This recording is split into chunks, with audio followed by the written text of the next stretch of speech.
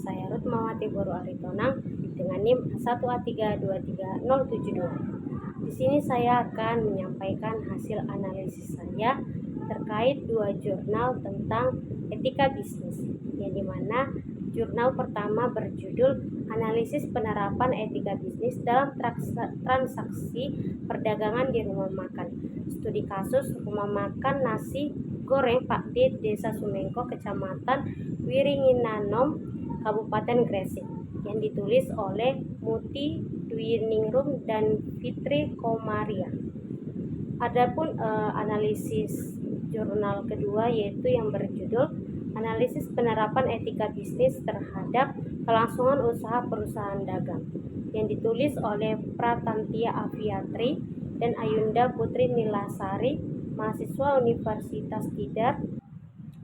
Pada analisis jurnal pertama yang berjudul Analisis Penerapan Etika Bisnis dalam Transaksi Perdagangan di Rumah Makan, studi kasus rumah makan nasi goreng Pak D, Desa Sumengko, Kecamatan Wiringinanom, yang dimana di bagian pendahuluan saya mendapati analisis yaitu bisnis rumah makan memiliki potensi besar, namun menghadapi risiko penipuan dan pelanggaran etika bisnis dalam aktivitas jual beli. Banyak pelaku bisnis hanya berfokus pada pemenuhan kebutuhan tanpa adanya memperhatikan aspek kehalalan atau keamanan dalam makanan tersebut. Nah, di rumah makan nasi goreng Pak D ini dinilai telah berhasil menunjukkan kemampuannya dalam menerapkan etika bisnis. Yang dimana dalam penelitian ini juga saya analisis yaitu menggali lebih dalam praktiknya. Kemudian dari hasil dan pembahasannya, saya mendapati dan saya menganalisis bahwasannya nasi goreng Pak D ini merupakan unit usaha yang bergerak dalam bidang kuliner dengan konsep penyajian makanan yang sehat dan diolah dengan bumbu-bumbu pilihan yang pastinya berkualitas dan halal. Didirikan juga pada tanggal 26 Desember 2021 dan berlokasi di daerah Sumengko, Wiringinanom, Gresik. Saya juga menganalisis yang dimana nasi goreng Pak D ini merupakan usaha yang menerapkan etika bisnis yang sejalan dengan 5 prinsip standar etika bisnis, yang dimana 5 prinsip itu yang dijalankan yaitu prinsip otonomi, yang dimana pemilik dari rumah makan ini mampu mengambil tindakan berdasarkan kesadarannya tentang apa yang dirasa benar. Kemudian dia memahami bisnis untuk dirinya, karyawan, dan konsumen. Selanjutnya yaitu prinsip kejujuran, yang dimana pemilik dari rumah makan ini mengevaluasi kerjasama karyawan berdasarkan fakta dan karyawan bekerja dengan jujur dalam segala aspek pekerjaannya. Kemudian ada prinsip keadilan, yang dimana dalam penerapan prinsip ini karyawan memperlakukan pelanggan secara adil dan pemilik bersikap adil kepada karyawan tersebut. Dan yang keempat yaitu prinsip saling menguntungkan, yang dimana dalam usaha rumah makan Pak D ini bisnis dioperasikan agar menguntungkan semua pihak dan tidak ada pihak yang dirugikan. Misalnya mempertahankan cita rasa makanan yang khas. Kemudian yang terakhir yaitu rumah makan Pak D ini menerapkan prinsip integritas moral, yang dimana pemilik dan karyawan menjaga nama baik bisnis dan memberikan pelayanan terbaik. Jurnal ini saya juga mendapati adanya transaksi perdagangan yang sesuai atau sejalan dengan visi misi dari rumah makan Pak D ini. Meliputi yang pertama yaitu adanya kejujuran dalam bertransaksi, ini mana kejujuran ini dicapai melalui evaluasi dan pelatihan staf yang agar staf tersebut patuh terhadap aturan-aturan yang berlaku di rumah makan tersebut.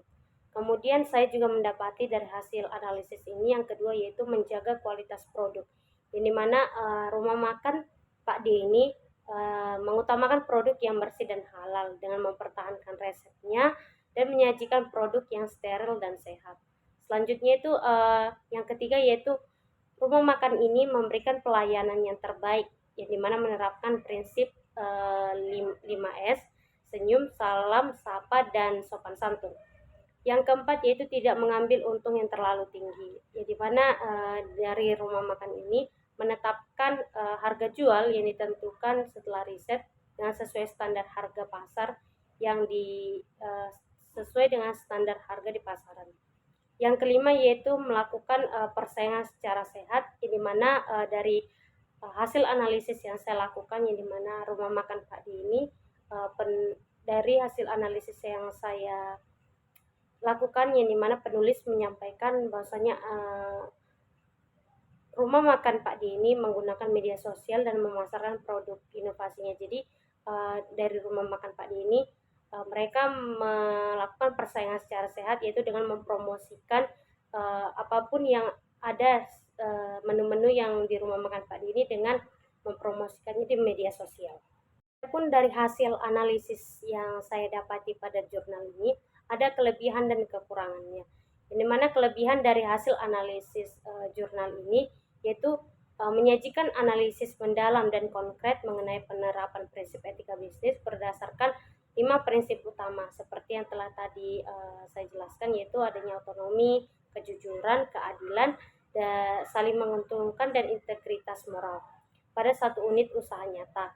Penggunaan wawancara dengan pemilik, staf, dan pelanggan serta melakukan observasi membuat temuan penelitian sangat otentik dan terverifikasi di lapangan.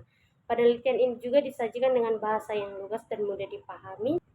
Yang di bagian kekurangan dari jurnal ini yang saya analisis yaitu menggunakan studi kasus tunggal, dan kemudian hasil temuannya tidak dapat digeneralisasikan ke semua rumah makan lainnya. Tinjauan pustaka atau pembahasan teori etika bisnis ini tidak terlalu mendalam karena fokus utamanya langsung pada aplikasi yang dilakukan di lapangan. Selanjutnya saya akan menyampaikan hasil analisis saya pada jurnal kedua yang berjudul Analisis Penerapan Etika Bisnis Terhadap Kelangsungan Perusahaan Dagang, yang ditulis oleh Pratantia Wiatri dan Ayunda Putri Nilasari.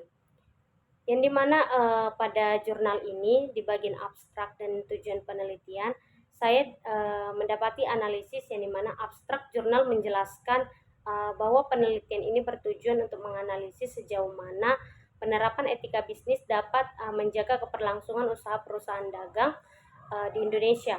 Etika bisnis dianggap sebagai faktor penting agar kegiatan usaha berjalan secara berkelanjutan tanpa pelanggaran moral maupun hukum.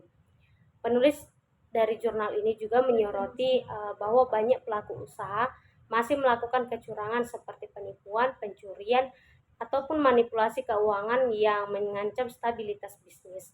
Tujuan utama dari penelitian ini, penulis menuliskan bahwasanya penelitian ini adalah untuk menunjukkan bagaimana penerapan etika bisnis yang baik mampu mencegah praktik tidak etis dan memastikan usaha dapat bertahan dalam jangka panjang.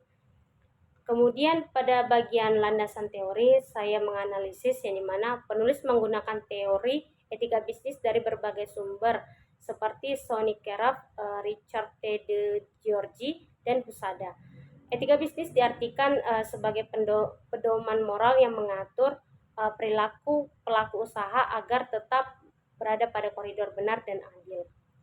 Kemudian pada hasil dan pembahasan mengatakan saya mendapati analisisnya, yaitu hasil penelitian ini menunjukkan bahwa penerapan etika bisnis menjadi kunci bagi perusahaan dagang agar mampu bertahan menghadapi persaingan pasar. Perusahaan yang berpegang pada etika bisnis ini akan terhindar dari berbagai bentuk pelanggaran seperti adanya pelanggaran produk, pelanggaran keuangan, dan pelanggaran transaksi terhadap konsumen. Yang dimana juga dari jurnal ini yang saya analisis, yaitu penulis menekankan bahwasannya keberhasilan perusahaan tidak hanya diukur dari laba, tetapi juga dari kemampuan menjaga kepercayaan publik dan hubungan etis dengan semua pihak yang terlibat, baik mulai dari karyawan, konsumen, hingga pada pemerintah. Dari hasil analisis saya pada jurnal kedua ini terdapat kelebihan dan kekurangannya, yang dimana pada kelebihan dari jurnal ini yaitu adanya kajian teori yang lengkap dan menggunakan banyak referensi ilmiah. Kemudian bahasa jurnal akademik dan mudah dipahami. Yang ketiga yaitu relevan dan dengan kondisi dunia di Indonesia, kondisi di dunia usaha di Indonesia saat ini, terutama di UMKM dan bisnis dagang. Terdapat pula kekurangan dari jurnal ini yang saya analisis. Yang pertama yaitu tidak terdapatnya studi kasus atau di lapangan atau wawancara langsung dengan pelaku usaha. Yang kedua yaitu kurangnya pembahasan tentang bagaimana etika bisnis dapat diukur secara konkret. Dan yang terakhir yaitu analisis masih bersifat konseptual, belum menunjukkan dampak nyata penerapan etika bisnis terhadap profitabilitas atau keberlangsungan perusahaan. Demikianlah hasil penyampaian analisis saya dari kedua jurnal tersebut. Apabila terdapat kesalahan kata maupun penyampaian hasil analisis, saya minta maaf dan saya ucapkan terima kasih.